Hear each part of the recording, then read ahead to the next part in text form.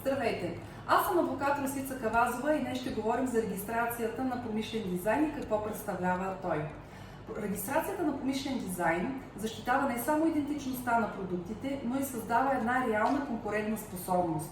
Промишленият дизайн е един ценен актив за всеки бизнес, за всеки творец или производител. Регистрацията на промишления дизайн дава на притежателя едно изключително право да използва дизайна и съответно да забрани на трети лица да го използват без негово съгласие.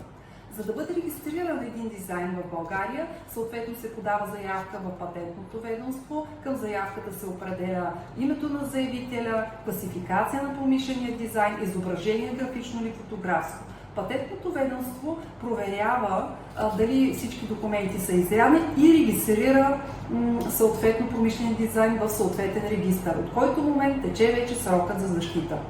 При регистрация на промишлен дизайн ползвайте правна адвокатска защита.